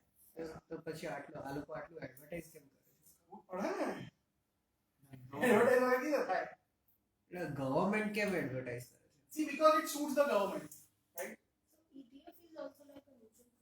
But ETF it is like a mutual fund, but we will discuss, अभी आएगा वही आएगा कि वो ऑपरेट बहुत अलग तरह से और गवर्नमेंट का vested interest in the sense कि एंड दैट आई एग्री कि पहले क्या होता था कि our Indian stock market was completely dependent on foreign flows, कि एफआई अगर बेचेंगे तो सामने कोई था ही नहीं, तो हमारे यहाँ डोमेस्टिक इंस्टीट्यूशन डेवलप हो, डोमेस्टिक पैसा है तो स्टेबिलिटी बढ़ेगी, तो इसलिए गवर्नमेंट भी एनकरेज कर रही है कि वाया म्यूचुअल फंड अगर लोगों की एसआईपी चल रही है तो हर महीने का 5,000-6,000 करोड़ का ऑटोमेटिक बाइंग आ रहा है मार्केट में, तो भले एफआई बेच रहा है तो उतना हमको फर्क नहीं पड़ेगा। सो गवर्नमेंट का अभी एक ऑब्जेक्टिव है which is okay, right, which is understandable, but otherwise as a vehicle of wealth creation ऐसा कुछ है नहीं कि उसके बगैर नहीं हो सकता, ऐसा कोई स्पेशल चीज है नहीं ऐसा। हाँ, तुम म्यूचुअल फंड के एक्सपर्ट हो और भयंकर उसमें रिसर्च करते हो तो हो सकता है कि कोई स्कीम आपको ऐसी मिल जाए, right, that is very much possible, but for a layman ऐसा कुछ है नहीं। ठीक है, फिर टाइप्स ऑफ म्यूचुअल फंड देखो, तो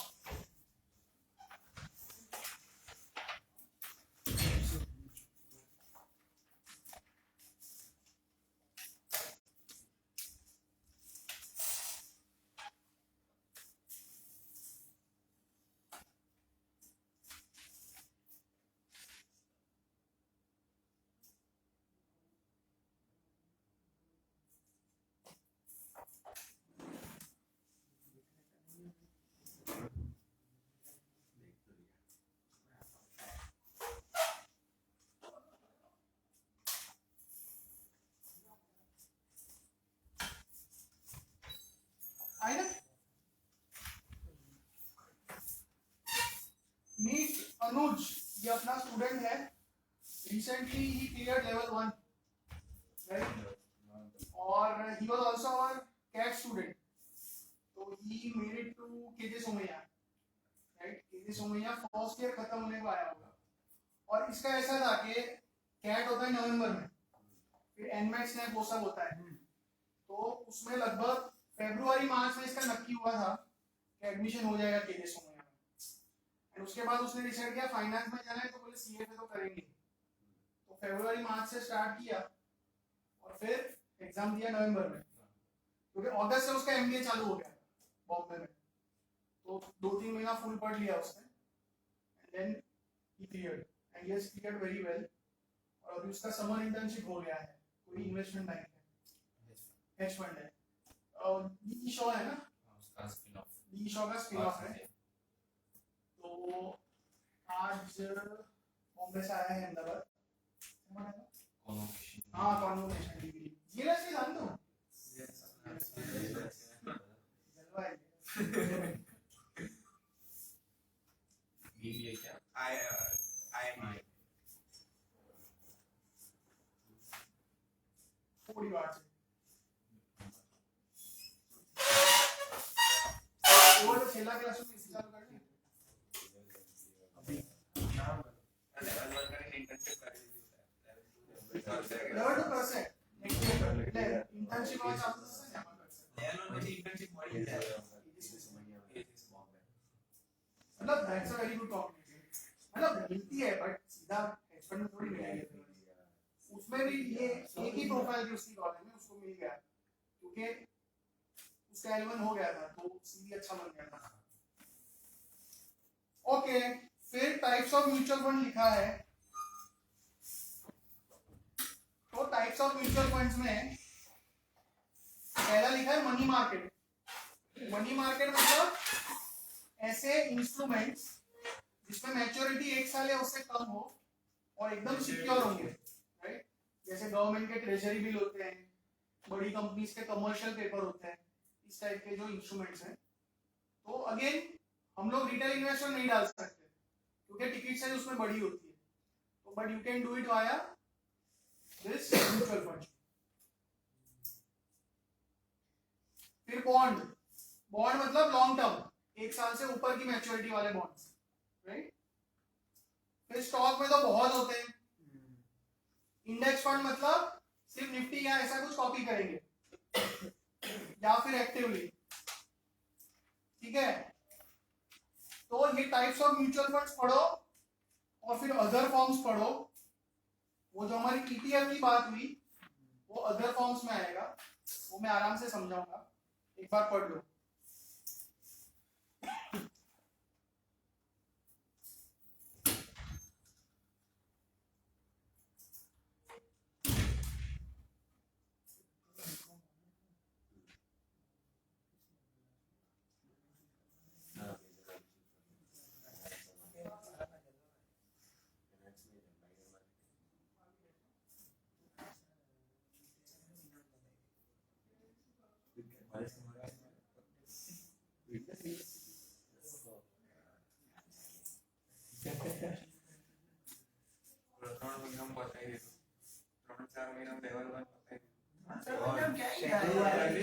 चालू करो नवंबर में आप अगस्त में MBA चालू हुआ था उसका। गणतरी तो जो लिया 6-7 तो है, तो भी 6-7 महीना स्वास्थ्य का चालू कर रहा है भाई। तो साथ में मैक्सिमम 10 महीना गणित चालो आज तो अभी વધારે કહેવાય તમે જો વર્ષ દેતા હોય मुझे देख कुछ प्रिपरेशन नहीं की, मैं एग्जाम दे रहा हूँ। Do you like me? ડૂબેગા मेरे पास हो रहा है, मैंने चालू कर दिया। તો પણ નહીં તો ડૂબેગા नहीं तो फिर तू मैंने दे फिर नवंबर में मैं तेरा वेट कर रहा हूँ 6 महीने के बाद देने का होता है मैंने बता भी दिमाग में रखा है 25,000 एक्स्ट्रा लेके एक्स्ट्रा निकाल देता हूँ एग्जाम। नहीं नवंबर में सोच रहा हूँ नहीं पर नवंबर तक करेंगे अगला સારું ચિંતા फिर ये लोग 5 सब्जेक्ट मार पति के रीजन में चालू कर दिया एफआर मेन पति से भी आप એ તમાર ચા આવે तो एक बाकी रहा तो बड़ा है उसमें 4 महीना हो गए कितना टोटल है? 5 पूरा 5 है 12 है साल हो गए। मतलब मेन सब्जेक्ट्स ऑफ में यूनिक हो रहा है ये नाना छोटा ऐसे મેં એનું કરવા લॉगिन कराई तो इंफॉर्मेशन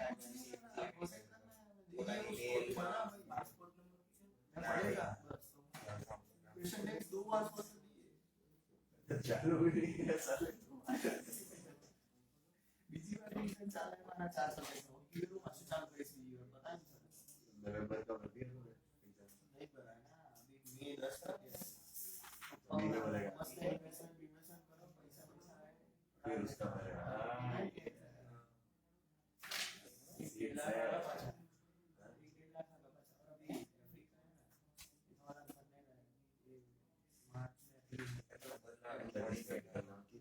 हाँ पीपीएफ पढ़ते अच्छे लोग हो गया है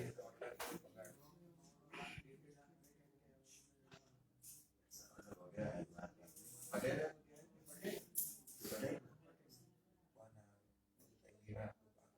ठीक है सही है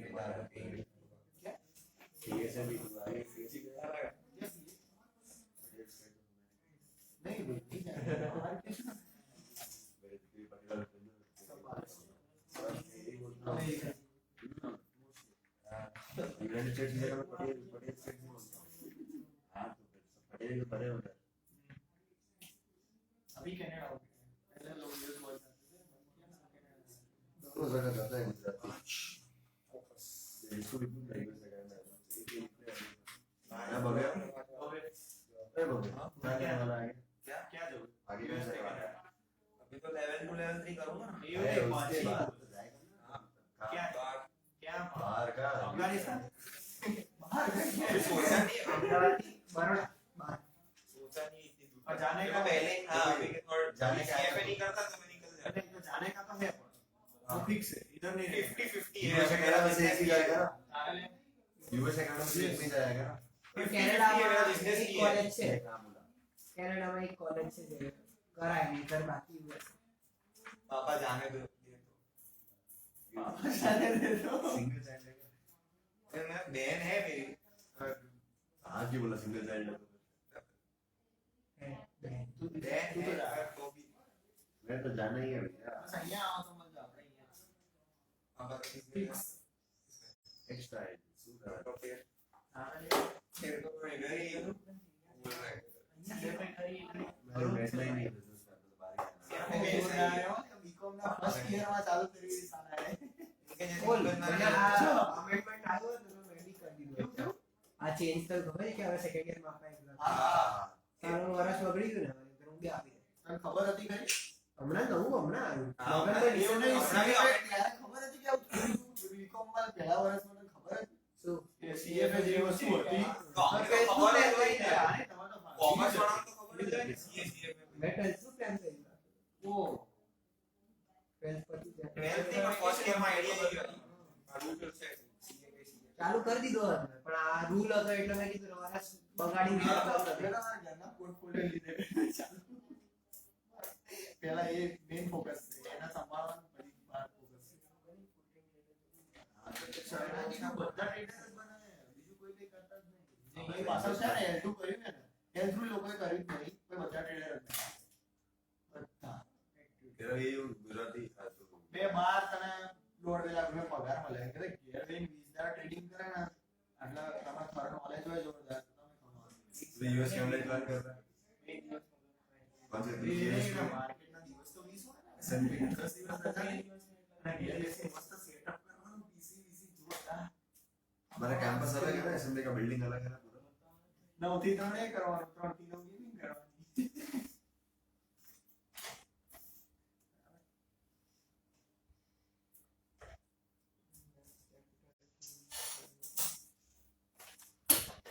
Yes. Types of mutual fund में कोई डाउट गोल्ड फंड्स એટલે મ્યુચ્યુઅલ ફંડ ના આપણે બહાર નીકળીએ पैसा कुछ कटता है એમાં चार्जेस पैसा तो हमेशा कटता ही तो है मैंने एफडी कराई हुई है ऐसे नाम है ऐसे नाम है ऐसा मतलब चार्ज लेंगे तो सु पूछो મ્યુચ્યુઅલ ફંડ હોય આપણે માંથી એક્ઝિટ કરીએ તો ચાર્જ લાગે ऑनलाइन ठीक મ્યુચ્યુઅલ ફંડ કોઈ બી હોય ઇક્વિટી કે ડેટ એમાં બી પૈસા હોય એમાંથી બહાર નીકળો તો Yes. લાગે છે नहीं मैं इंडिया वही बोल रहा हूँ बाहर निकलो तो लागे I don't know but they are saying के लगता है एग्जिट कुछ ना कुछ होता ही है સર એમના કીધેલા પહેલા તમારે એક્ઝિટ કરવું હોય ને हाँ मतलब there will be some period હા कि सपोज 5 साल रखा है तो फिर कुछ नहीं लगेगा और उससे पहले अगर बेच रहे हो इक्विटी में 1 साल के पहले अगर सेल हाँ करते हैं तो तो वो लगता है ऐसे अलग अलग रूल्स होते हैं and it depends country wise also कि हर एक कंट्री में अलग अलग रूल्स होते हैं ऐसा अच्छा अभी आ रहा है ETF so I would say in the field of investment management this is one of the biggest inventions और डेवलपमेंट्स ऑफ लास्ट 20 इयर्स तो सी जैसे अभी म्यूचुअल फंड था ना तो उसमें इंडेक्स फंड लिखा है तो इंडेक्स फंड्स तो होते ही थे कि भाई मैं म्यूचुअल फंड चला रहा हूं और निफ्टी को कॉपी करूंगा तो that becomes a index mutual fund उसमें भी फंड मैनेजर का ज्यादा कोई से नहीं होगा जो निफ्टी के 50 स्टॉक है और जो प्रपोर्शन में है उसी में करने का बराबर और वो जो इंडेक्स फंड होते हैं उसमें चार्जेस भी बहुत कम होते हैं क्योंकि उसमें कुछ मगजमारी है ही नहीं तो ये प्रोडक्ट तो था ही पहले भी था अच्छा अब एक होता है म्यूचुअल फंड सपोज आप म्यूचुअल फंड खरीदते हो तो क्या होगा क्या ફંડ ભેગું કરી म्यूचुअल फंड तुमने 1 लाख का म्यूचुअल फंड लिया तो क्या आएगा स्टेटमेंट आएगा कि भाई 25 रुपए एनएवी है तो 4000 यूनिट्स तुमने लिए ऐसा एक स्टेटमेंट आएगा फिर मान लो मंथली या क्वार्टरली स्टेटमेंट आएगा फिजिकल या ऑनलाइन जाके देख सकते हो बराबर और फिर 1 साल के बाद तुम्हें बेचना है तो तुम्हें उसी कंपनी के पास जाना पड़ेगा सपोज तुमने म्यूचुअल फंड खरीदा फ्रैंकलिन टेम्पल्टन का फ्रैंकलिन टेम्पल्टन की फलाना स्कीम 1,00,000 रुपए डाला तब एनएवी क्या था 25 और 4,000 यूनिट थे तुम्हारे पास। 1 साल के बाद बेचना है तो तुम कंपनी की वेबसाइट पे जाओगे और देखोगे कि ये मेरी फलानी स्कीम है, उसका भी एनएवी क्या है, तो बोले उसका एनएवी 30 रुपया हो गया, तो ये ओके मुझे पैसे वापस दे दो, तो 4,000 इंटू 30 1,20,000 मिल जाएगा। तो ये होता है mutual fund, this is your mutual fund. अच्छा, मतलब खरीदना और बेचना, you are transacting with the company, that Franklin Templeton company. और वो जो भाव होता है एनएवी, वो जनरली क्या होता है कि दिन खत्म होता है तब वो अनाउंस करते हैं कि ये एनएवी है, मतलब उस भाव पे ट्रांजैक्शन होंगे। तो ये म्यूचुअल फंड है। अच्छा, लेकिन अगर ऐसी फैसिलिटी दे अपने कि म्यूचुअल फंड है बराबर, वो स्टॉक मार्केट पे अवेलेबल कर दे, ये बात समझ है? अभी मेरे को म्यूचुअल फंड खरीदना है तो फ्रैंकलिन के पास से खरीदना पड़ेगा, उसके बदले अगर फ्रैंकलिन टेम्पल्टन फलानी स्कीम वो तुझे मेरे स्टॉक मार्केट की स्क्रीन पे दिखे, समझ रहे हैं? तो हम क्या हो गया, लिस्टिंग हो गया। तो ईटीएफ में ये मेन चीज है कि वो अवेलेबल होगा on a stock market. So if I am buying, I am not buying from a particular mutual fund company, I am just buying through the stock market. तो मेरा जो डीमैट अकाउंट है उसमें वो यूनिट्स आ जाएंगे, मेरी बात समझ रहे हैं? और दूसरा, हाँ वो देखो स्टॉक खरीदते हो ना, सपोज आपने टीसीएस खरीदा, उसके बदले आप वो फंड खरीद सकते हो, निफ्टी ईटीएफ खरीद सकते हो।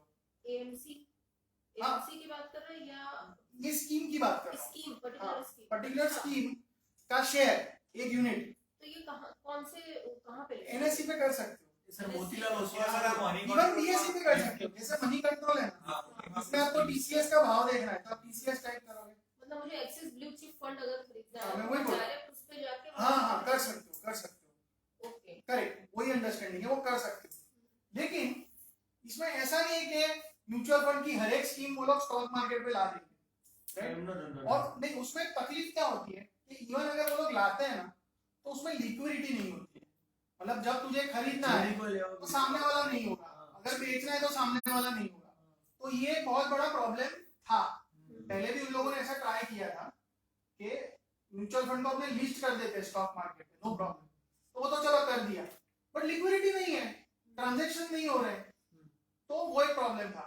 लेकिन फिर पता नहीं उन्होंने क्या किया, आई don't no, I am not an expert, कि वो लोग कोई मैकेनिज्म लाए कि जिसमें वो जो ट्रांजैक्शन होता है ना वो आराम से स्मूथली हो सकता है। मतलब जब आपको खरीदना होगा तो वॉल्यूम अवेलेबल होगा, जब बेचना है तो वॉल्यूम अवेलेबल होगा। एंड ये जो ईटीएफ होता है वो कोई भी स्कीम नहीं होगी, वो हमेशा it will be based on some benchmark, based on some index. मतलब प्रोडक्ट क्या होगा, पैसिव होगा।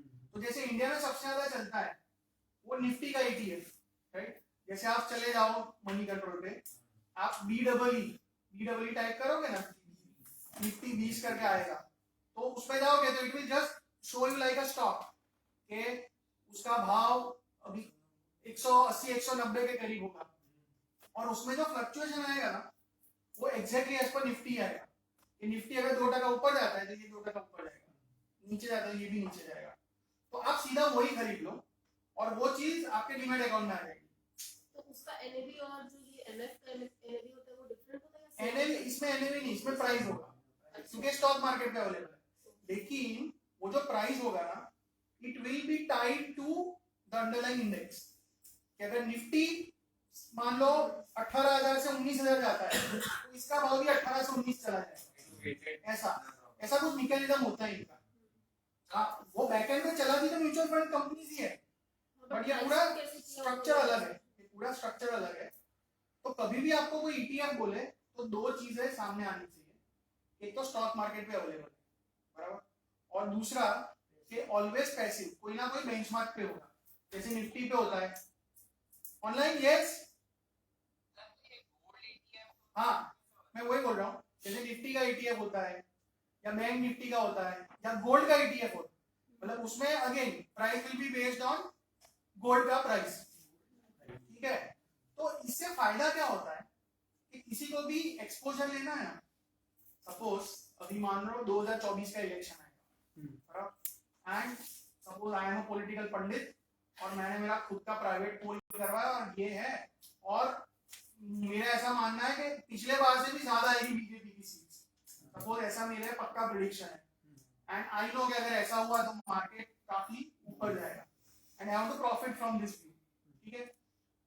तो मैं क्या कर सकता हूँ कि सपोज मुझे 50 लाख लगाने हैं तो इंडिविजुअल स्टॉक्स पे लगाने का मतलब नहीं है, क्योंकि ऐसा हो सकता है कि रिजल्ट मेरा नहीं आया, मैंने जो बोला पूरा मार्केट ऊपर गया लेकिन मेरे 3 स्टॉक्स नहीं गए, राइट। तो मुझे तो पूरा एक्सपोजर स्टॉक मार्केट का चाहिए, तो मैं सीधा निफ्टी ईटीएफ 50 लाख का ले लूंगा, समझ में आ रहा है। सपोज मुझे लगता है कि यूक्रेन रशिया वॉर और बिगड़ने वाला है, गोल्ड बहुत चलेगा, I can by gold ETF. तो ये एक्सपोजर लेना बहुत इजी हो गया है, वो जो फॉरेन इन्वेस्टर्स है, राइट, बहुत सारा अपने यहाँ जो पैसा आता है ना वो फॉरेन का ईटीएफ होता है कि भाई इमर्जिंग मार्केट ईटीएफ, तो पहले से नक्की होगा कि तुम 100 रुपए डालोगे ना तो 30 रुपए चाइना में जाएगा, 25 रुपए इंडिया में जाएगा, दूसरा 45 अलग अलग कंट्रीज में जाएगा एंड बेस्ड ऑन इंडेक्स। तो बहुत ऐसा इजी हो गया है। बोलो सर, तो गोल्ड लो और गोल्ड का ईटीएफ लो, क्या फर्क? फिजिकल तो ले ही सकते हो, बट लेकिन आप ये सब फिजिकल कौन रखे? अगर कोई इंस्टीट्यूशन है फिजिकल लेगा तो स्टोरेज कॉस्ट है, सिक्योरिटी इश्यूज है, अगेन એટલે ગોલ્ડ ની સ્ટોક લો આ એટલે commodity માં trade स्टॉक થાય तो कहाँ એટલે કોમોડિટી લો તો Commodity. એટલે સ્ટોરેજ નો ઇશ્યુ થાય इट्स लाइक ईटीएफ, जैसे सर वो ब्लू चिप फंड वहां पे जाके वैसे ही गोल्ड एज इट इज, मतलब तुझे वो तो मैं ऐसा नहीं बोल रहा हूँ कि गोल्ड ईटीएफ बहुत अट्रैक्टिव चीज है, कुछ लोगों के लिए है, એક્ઝામ્પલ और खास करके जैसे अभी तो इंडिया में तो क्या हो गया सॉवरेन गोल्ड बॉन्ड, तो तुम्हें इन्वेस्ट ही करना है तो उसमें डालो, अगर पैसा व्हाइट का है तो गोल्ड का रिटर्न भी मिलेगा और 2.5% इंटरेस्ट भी मिलेगा, और जो 8 साल रखते हो तो रिटर्न मिलेगा, वो भी टैक्स फ्री मिलेगा, कैपिटल गेन भी माफ है, बट व्हाइट का पैसा हो तो बट वो 2.5% जो है वो टैक्सेबल कर दिए हैं, क्योंकि ऐसा? अकाउंट में क्रेडिट हो जाता है, हाँ वो उस पे लगता वो हो, इंटरेस्ट हाँ उस पे लगता हो, फिर भी मतलब ठीक है, उसको स्किप भी कर देते हैं लोग, उसमें क्या एटलीस्ट प्राइस एप्रिसिएशन तो अगर होता है तो टैक्स फ्री है। એટલે સર बट बड़े बड़े इंस्टीट्यूशंस होते हैं, सी अब देख सपोज ऐसा है and see once you make it available on stock market तो तू ढेर सारी चीजें कर सकता है, इंट्राडे कर सकता है। सपोज मेरा व्यू सिर्फ एक वीक का है, तो कहाँ गोल्ड खरीदूंगा बेचूंगा एक वीक के लिए, बट 50 लाख रुपए गोल्ड में डालना है तो this can pure for trading purpose, okay तो गोल्ड ईटीएफ से आराम से कर सकता हूँ ऐसा।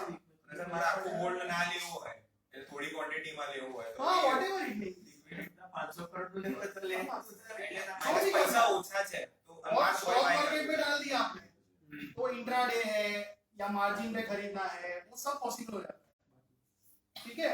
સર મ્યુચ્યુઅલ ફંડ માં જે એનએવી હોય हाँ એ કેવી રીતના ડિસાઈડ કરે वो म्यूचुअल फंड में जो स्टॉक्स लिए होंगे उसका जो भाव होगा divided by number of units, उस हिसाब से निकलेगा नंबर ऑफ शेयर्स यूनिट्स या शेयर।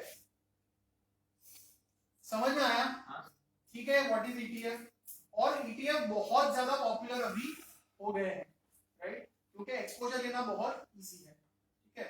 और अभी जो स्मार्ट बीटा नहीं दिखा था, तो स्मार्ट बीटा के प्रोडक्ट भी ईटीएफ की बेसिस पे आ रहे हैं कि होगा तो ईटीएफ की तरह ही ट्रेडिंग होगा स्टॉक मार्केट में, लेकिन उसका जो प्राइस वगैरह है वो मान लो निफ्टी को ब्लाइंडली कॉपी नहीं करेगा, बेस्ड ऑन सम रूल्स होगा ऐसा।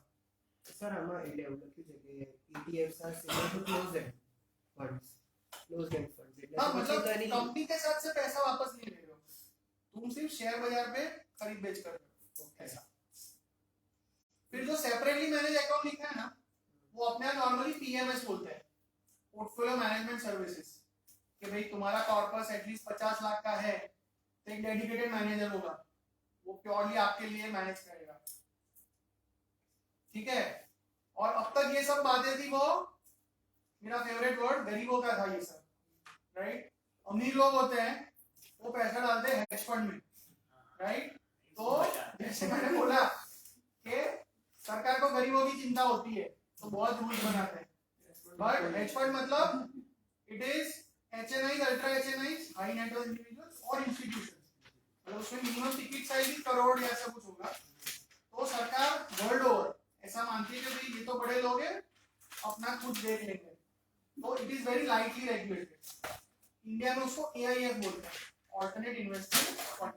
और बेसिकली जो बहुत ज्यादा रूल्स होते हैं वो उसमें नहीं लगते, बाकी तो सब्जेक्ट आएगा इसमें, we will see. But hedge fund मतलब very less regulation. Fund manager can do whatever strategy he or she likes, right? They will take high risk, deliver high return. और private equity venture capital. तो venture capital मतलब startup company में पैसा डालना है, right? और private equity भी होता है, इंडिया में बहुत कम होता है। ये इवन बड़ी कंपनीज में आप बाय आउट कर लो वो कंपनीज को और पब्लिक में से प्राइवेट बना लो और फिर उसमें से पैसा बनाओ, तो ऐसे फंड होते हैं, ठीक है। But hedge fund, private equity, venture capital, ये सब ऑल्टरनेट इन्वेस्टमेंट्स में गिने जाते हैं, नॉट ट्रेडिशनल, ठीक है। फाइन, तो जल्दी जल्दी क्विज देख लो।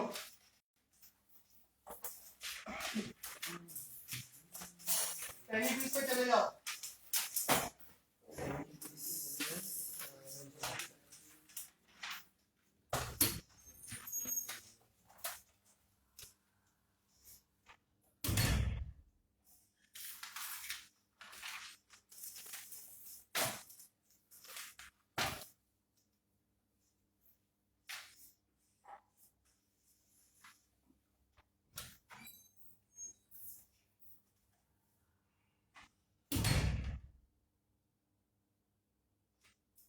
वन में सी बी वॉलेटिलिटी कम, रिस्क कम होगा ना, बी रिटर्न हो गया ना, मतलब इसको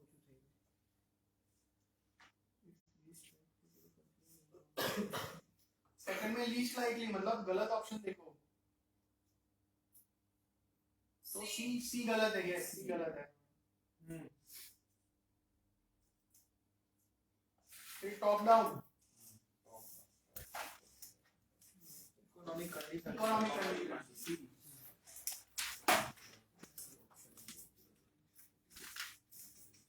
portfolio diversification, least likely to protect, sir A market turmoil।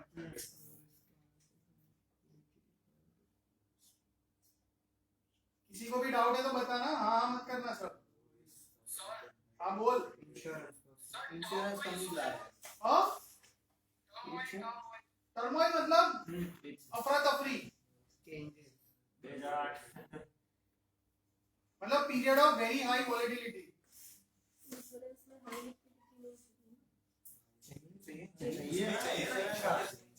इसके एंडोमेंट सिक्स का एंड फिफ्थ में क्या है, low risk tolerance and high liquidity. Insurance out of the given option insurance ही होगा।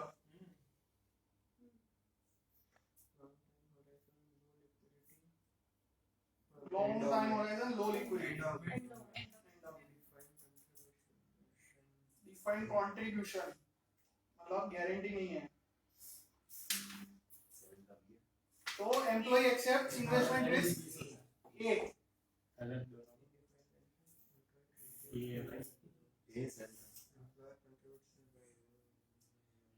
डिफाइंड बेनिफिट, प्लान स्पॉन्सर मतलब company वो promise करती है।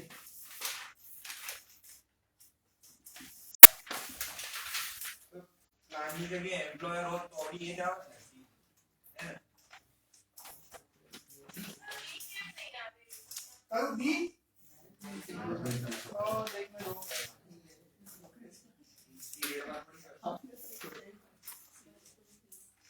हाँ दरेक पीरियड में करવું જરૂરી નથી। बी जो है it is more a feature of defined contribution.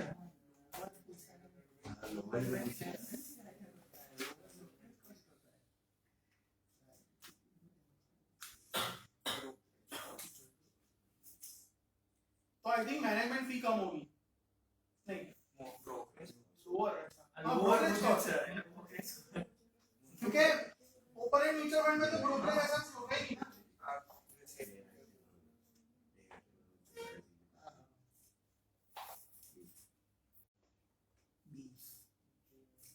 Private equity and venture capital funds, they will play an active role in management. और फिर झगड़े भी होते हैं ना, तो ये असली ग्रोवर का पूरा चल रहा था, तो ये वही है, राइट? hedge funds का CEO होगा Hello. Are not offered for sale to very Very good. ठीक है। ये तो